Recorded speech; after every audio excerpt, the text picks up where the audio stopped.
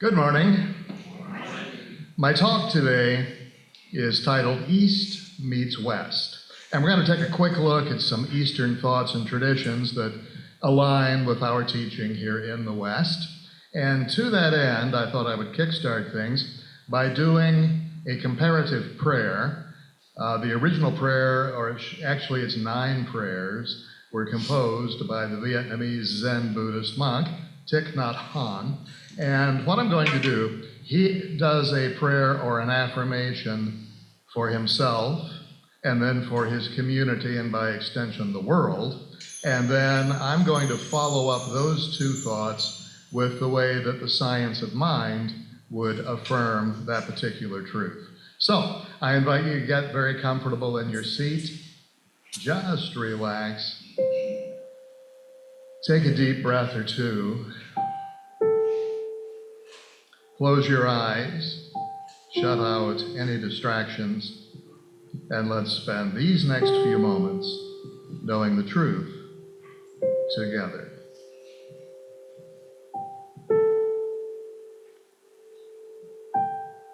May I be peaceful, happy, and light in body and spirit.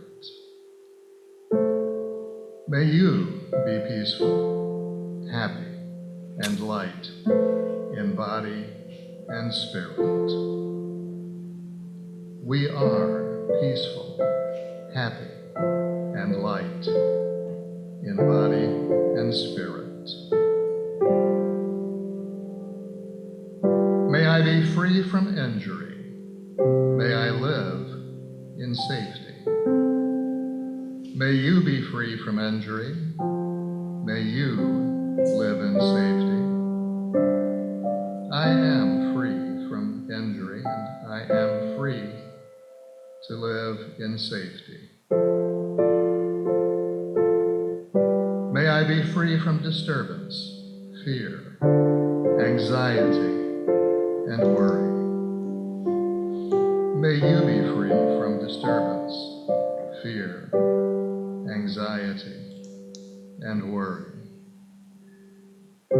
I am free from disturbance, fear, anxiety, and worry.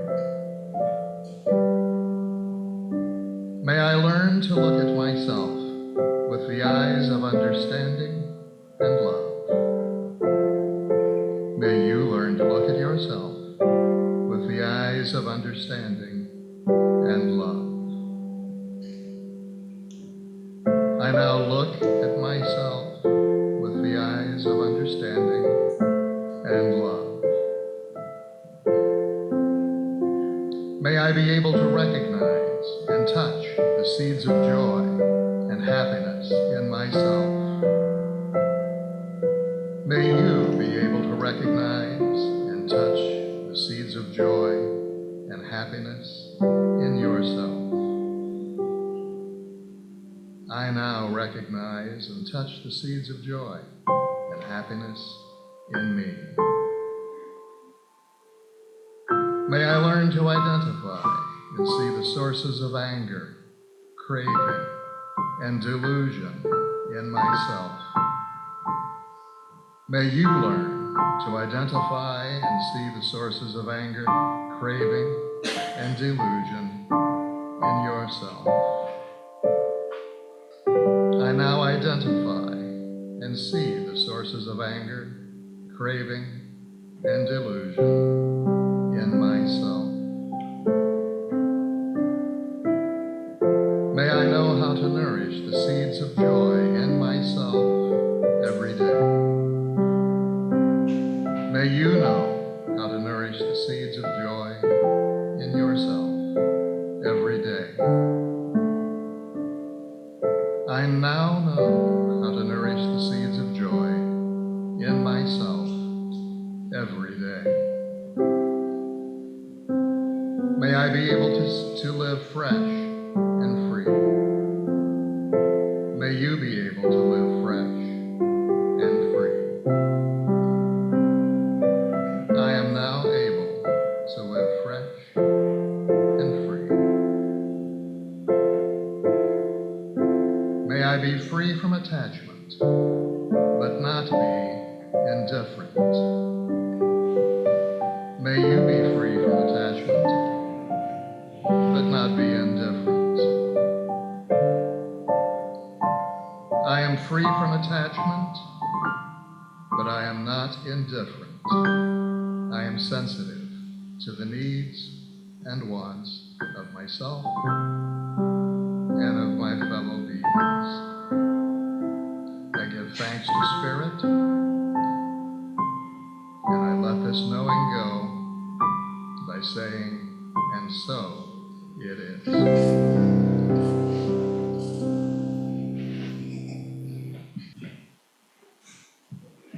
A few years ago, the president of the Jehovah's Witnesses was interviewed, and one of the first questions was, I hear that the Jehovah's Witnesses believe that they are the only true religion.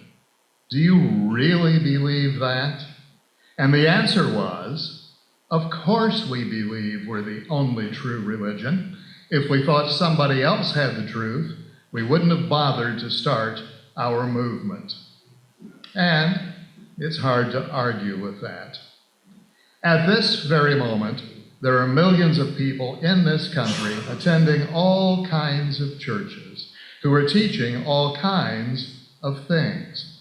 And just among the Baptists, the largest Protestant denomination in the U.S., just amongst the Baptists, there are dozens and dozens and dozens of denominations, each teaching their own version of the truth. A very short, partial list. There are the Southern Baptist Convention, the American Baptists, the Baptist General Conference, the Conservative Baptist Fellowship, the National Association of Free Will Baptists, the Cooperative Baptist Fellowship, National Association of Old Line Primitive Baptists, Progressive Primitive Baptists, and the General Association of General Baptists. That's where I was raised, the General Association of General Baptists. And the reason they exist is because those Southern Baptists are just too darn liberal. And there are dozens and dozens more. Perhaps my favorite is the General Association of Regular Baptists. Presumably the regular Baptists don't need Dulcolax.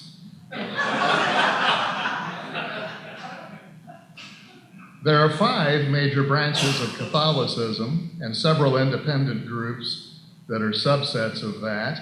Similar thing with the Lutherans. Believe it or not, there are at least 29 Presbyterian denominations. I read about a traveling salesman who visited a small town, and while walking around to get a feel for the town, he noticed that there were 2 Presbyterian churches at opposite ends of the same block. And he stopped a passerby and asked, why would a town this small have 2 Presbyterian churches? And the man replied, well, sir, this one over here says there ain't no hell, and this one over here says the hell they ain't. And so it goes. There are multiple versions of Buddhism and Hinduism. There are 3 main branches of Islam with subgroups of each. And why all of these religions, all claiming that they have cornered the market on the truth? Well, religions begin with a spiritual experience, usually one person's spiritual experience. And the experience is so dramatic that the person can't stay quiet about it. The experience must be shared. And the enthusiasm may spread to others. And if it goes viral, a new religion is born. And from there, things tend to go downhill. Religious movements tend to follow the 5 M's. The 5 M's. The man, the message, the movement, the machine, and the monument. It starts with the man. Not always a man, but usually. And this is the person with a mystical experience that dramatically transforms his life. And asked by his family and friends, what happened? He finds it difficult to describe. What he experienced is beyond words. It can't be explained easily. So he speaks about it in metaphors and in parables, and these symbolic expressions provide a map which may or may not lead others to the same experience. But as we shall see, the map is not the territory. So the man has the message. The man speaks, and the message may be written down, usually by somebody else, and frequently not until many years later, and very often by someone who never met the man.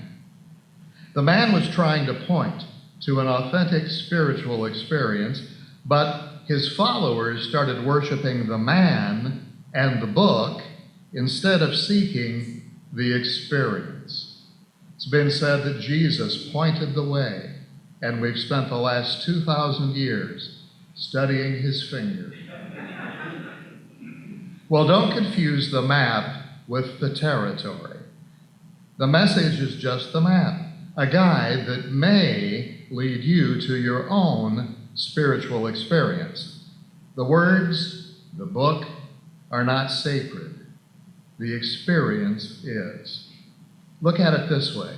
If you're hungry, you don't go to the restaurant and eat the menu. You use the menu as a guide to making your own choice. And don't worship the man who describes the spiritual experience.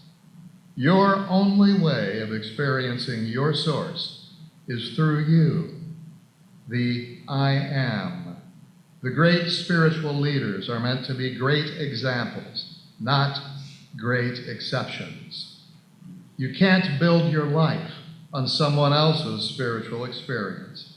Oh, you can learn by studying other people's experiences, their writings, and their life's work, but there's very little value in secondhand spirituality. And furthermore, there is no one true religion. I can think of a lot of religions that are false, any religion based on hate, for example, but there is no religion that we can point to and say, this one is it, and all the others are false. All religions are humanity's attempts to find the one God. Everyone is one, made of the one, an expression of the one, attempting to find a larger experience of the one. And the one may go by many names, and we may have created many traditions about it, but that does not change the essence of what it is. Religions are human ideas about God. Spirituality is about experiencing the divine.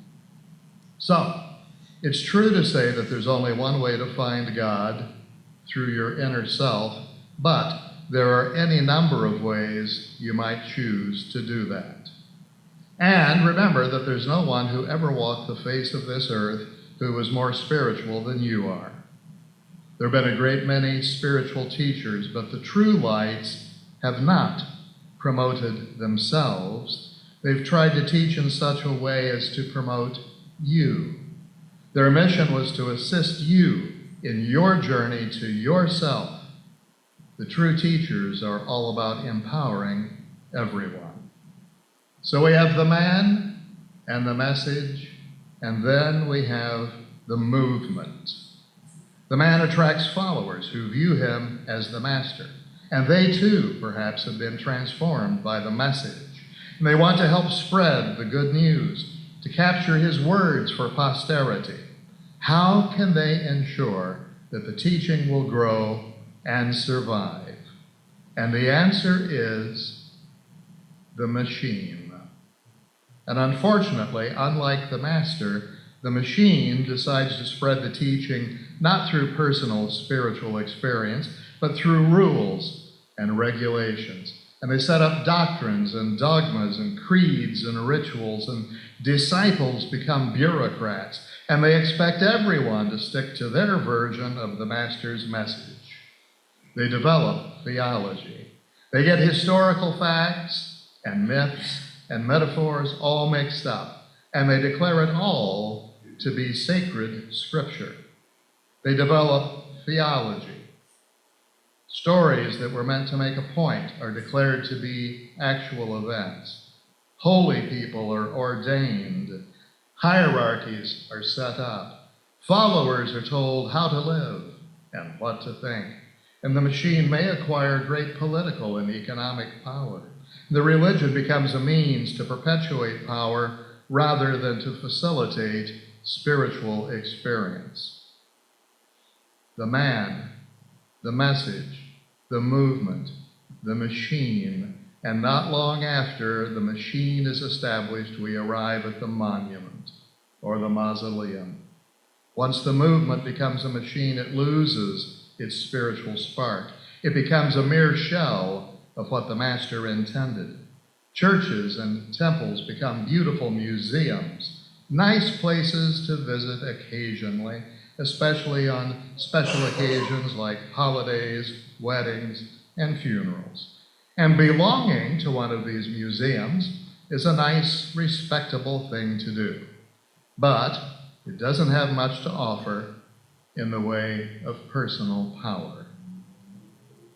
To have moved from the brilliance of the Buddha or Jesus to some cheaply produced pot-bellied laughing Buddha statues or plastic dashboard Jesuses is a sad commentary on the consciousness of humanity. It recalls the statement of the Apostle Paul, having a form of godliness, but denying the power thereof. Now, the concept of one God, which we call monotheism, evolved in the Middle East through the work of the Hebrew prophets. And at about the same time, the idea emerged in India and China. In India, the Upanishads, the Hindu scriptures, were formed. And during the same period, the Buddha, Confucius, and Lao Tzu were contemporaries, although they never met and they worked independently. And most of the work of these spiritual teachers was being done at roughly the same time in human history, after thousands of years of worshiping multiple gods. Humanity had now evolved sufficiently to experience the spiritual breakthrough of the concept, the doctrine of one. There was no mass communication, very little interaction between distant cultures, no book publishing business, let alone book distribution, and yet people separated by tremendous distances and language barriers started awakening to a new idea. There is one God. Everything is one. Well, how did these different people in different parts of the world, in very different cultures, come up with such similar ideas? Well, there have been many intriguing theories. Some say that somehow the ancient Hebrews were in contact with the Indian mystics. Some claim that Jesus was the reincarnation of the Buddha. Some claim that these ideas were brought here by extraterrestrials who apparently came for spring break, left, and haven't come back. Or have they? But there's a much simpler explanation, and it goes to the heart of what we teach.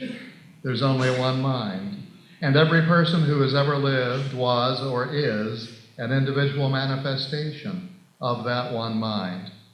Think of it this way. If there were only one color, red, then everything that is would be some shade of red. Likewise, if there's only one mind, then the people most infinitely attuned to that mind are going to discover very similar ideas. The religions of the East had a great impact on the transcendental movement of the 1800s. People like Emerson, Thoreau, and Walt Whitman studied ancient Eastern philosophy and incorporated many of its ideas in their thinking. Up until that time, the West tended to think that the East was over there, and the East tended to think that the West was over there, and the East and the West would never meet. But eventually, cross-cultural influence made possible by modern travel and communications revealed some very interesting commonalities, among them being that the sense of separation is an illusion. There's an old Buddhist story about a student who's standing on one side of a raging river, and there are no bridges, and he has no boat. So he shouts to the master on the opposite bank, "How do I get to the other side?"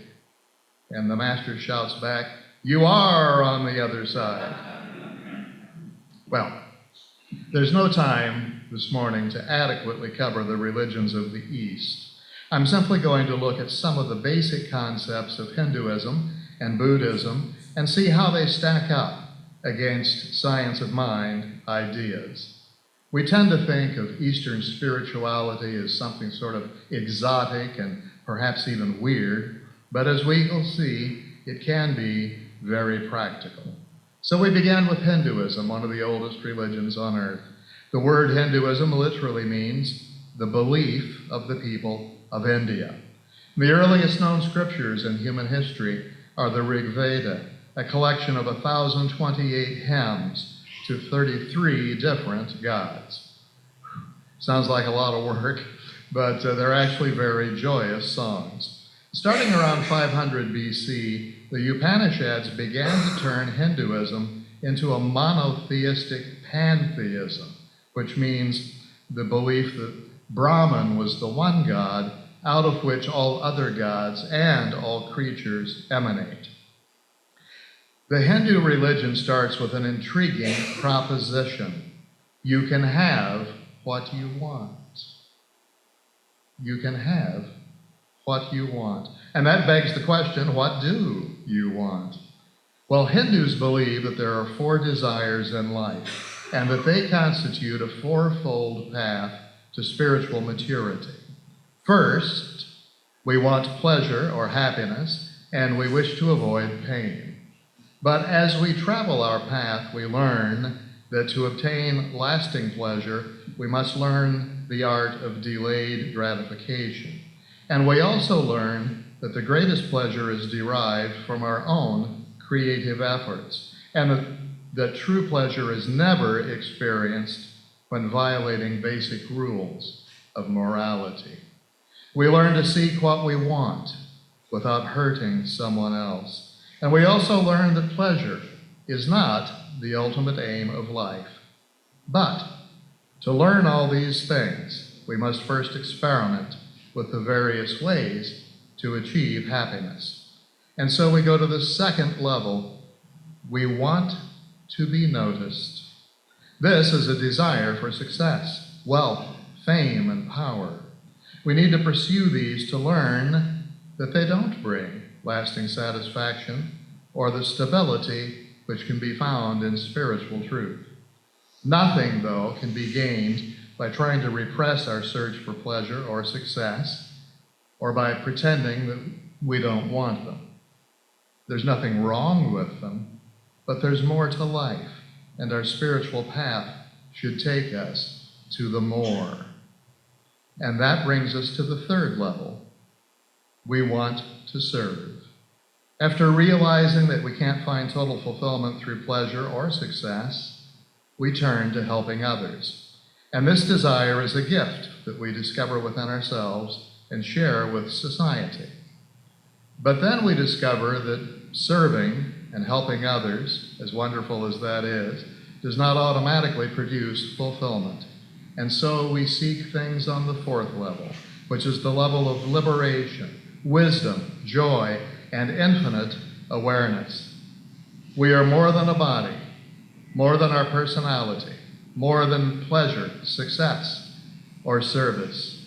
We are an immortal soul, an essence of us which was never born and will never die. And the Hindus call this the Atman, which is Brahman in expression. It is God individualized in each of us. And Atman, that word literally means breath.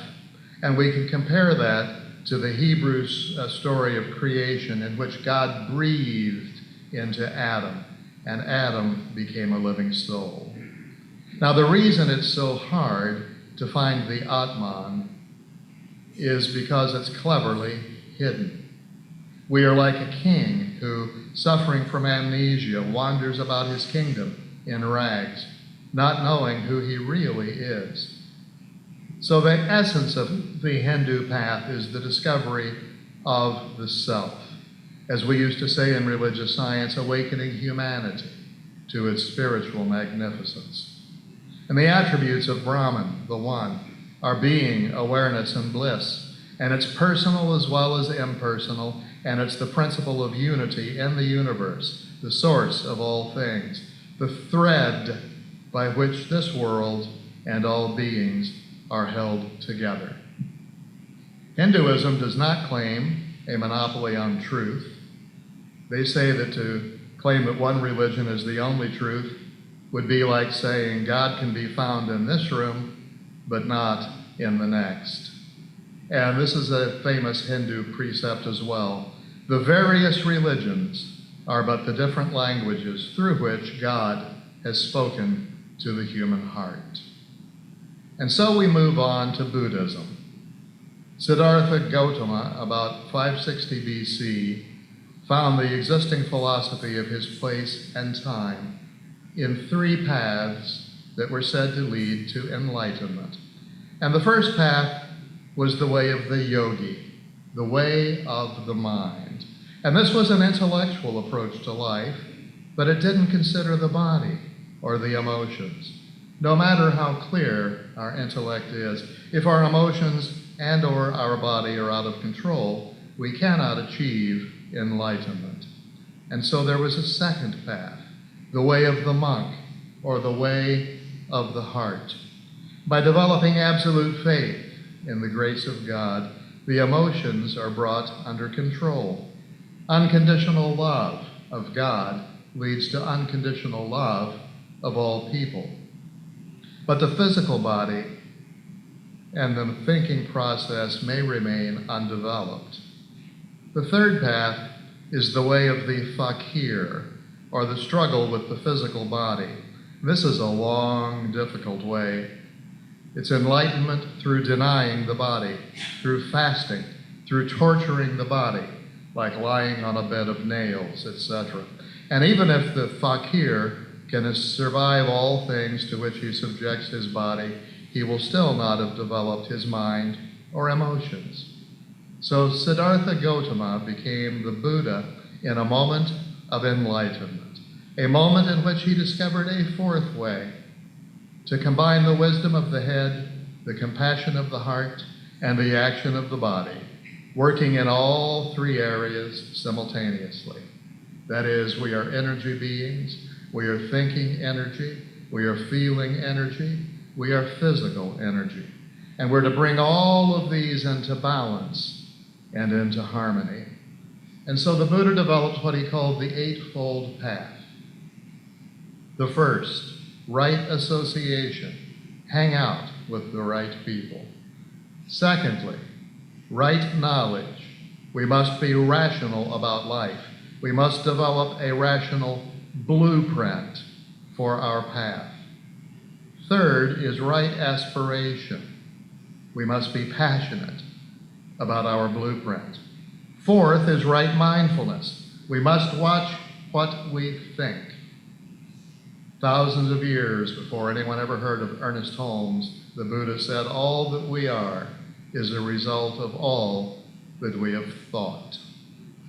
Fifth, right speech. Speak positively, clearly, and truthfully. Avoid gossip. 6, right effort. Dedication, commitment, perseverance, action towards our goal. A promise to do at least one thing every day toward the fulfillment of our goal. 7, the art of divine remembering. This involves the tools of breathing and concentration and meditation so that we may remember our essence. And 8, right livelihood. Engage in work that enhances life. And all of these things, said the Buddha, lead to right behavior. It's the natural outcome of those 8 steps. If our thoughts, emotions, speech, and actions are in alignment, we are in integrity. We are made whole. Now, some of you may be thinking, yeah, but isn't Hinduism and Buddhism all about reincarnation? Well, a contemporary Buddhist monk has this to say. Many people seem quite fascinated by this subject, but I am not. Although rebirth is an aspect of the Buddha's teaching, it's one of the very few things he taught about that cannot be proven for ourselves through our own practice. Whether or not there is a rebirth and how or why it works can only be a matter of pointless speculation and intellectual stimulation. I am more concerned with how we can use this teaching in a practical way to help us in this life. Well, Ernest Holmes did not accept the traditional theory of reincarnation for 2 reasons. First, he believed that speculation about past lives on earth detracted from our ability to live fully in this present moment. And secondly, he thought that because the universe is always creating newness, it would not be necessary to be reborn to this earth. The soul would move on to other dimensions. So those of you who are familiar with Hinduism or Buddhism may be saying, well, what about this or that aspect of the doctrine? Thich Nhat Hanh put it this way. First of all, there are many forms of Buddhism, many ways of understanding Buddhism. If you have 100 people practicing Buddhism, you may have 100 forms of Buddhism. And the same is true in Christianity. If there are 100,000 people practicing Christianity, there may be 100,000 ways of understanding Christianity. And he went on to say that he knew Christians who were better Buddhists than most Buddhists, and he knew Buddhists who were better Christians than most Christians. This was his way of saying that spiritual principles are universal, and deep down, we are all one. A lot of the stuff that got piled onto Hinduism, Judaism, Buddhism, and Christianity, a lot of that stuff isn't really relevant to living successfully today. Ernest Holmes, our founder, was interested in practicality.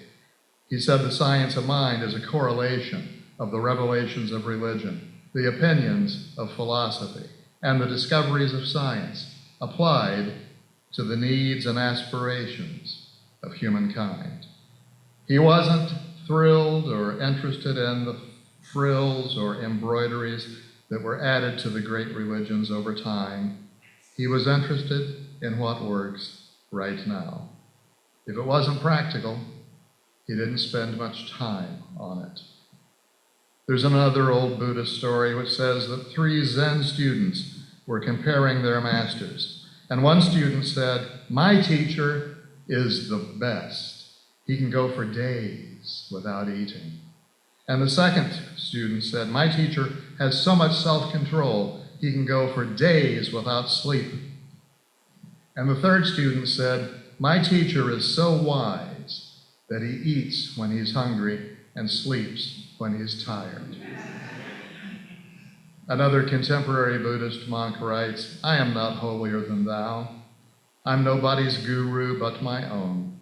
Some aspects of Buddhism, such as chanting blessings, tying sacred strings on people, splashing consecrated water all over the place, and so on, these things are of little interest to me.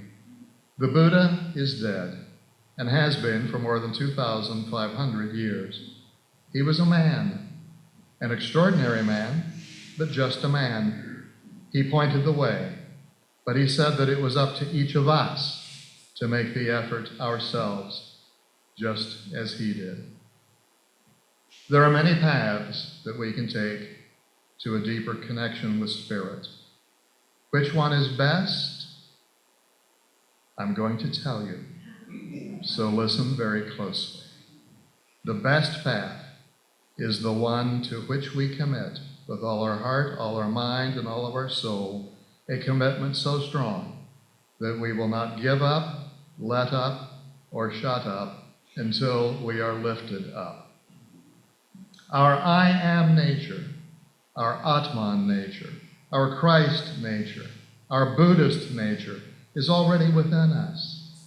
But it may be buried under so much conditioning and delusion and limited thinking and all that other mental junk, including, yes, religion, that it's hard to recognize, let alone connect with it. We're all born with the great treasure within us, but we start accumulating a lot of mental junk when we're very young. And it's sometimes so much trouble to dig through it to find our I am that we just give up digging. And some of us never even get started digging. Well, we won't find the truth by traveling to India. And the folks in India won't find their truth by coming here. Truth knows nothing of East or West. Several years ago, when I was doing my ministerial training, I wrote an essay which inspired today's talk, and it included the following thoughts. The religions of the East and the West tend to tell us that we can find our treasure if we do this or do that, read this or read that. But far more important than what we read or what we do is the totality of our living. If we are just as spiritually minded in a traffic jam as we are here in this center on a Sunday morning, we are living from our I am, our Atman, our Christ, our Buddha. If our attitude and outlook on life is the same, whether we're reading Science of Mind magazine or the local crime news, we are living our I am. If we experience the same joy and peace when we win the lottery as when we receive an overdue bill notice, we are experiencing the real treasure of life. Because whether we're living in the East or the West, it's not about long lists of rigid rules. It's not about the conditions in our lives. It's about being centered. It's not about figuring out what's right and what's wrong. If we'll pay attention to our center, we'll know what's right and what's wrong. It's not about rituals, creeds, or whether there are saviors or angels or prophets. It's about who we are and the degree to which we embody the I am. It's not about which religion is right, or even if we cling to any particular religion. It's about living from a consciousness of life, love, light, power, peace, beauty, and joy. And when we can embody that, we are living not in the East, not in the West, or even in both. We're living in the North, East, South, West, and all points in between, and all points beyond. We are living fully. We are living everywhere at once. And that isn't living on real estate. That's living in a reality state. Namaste.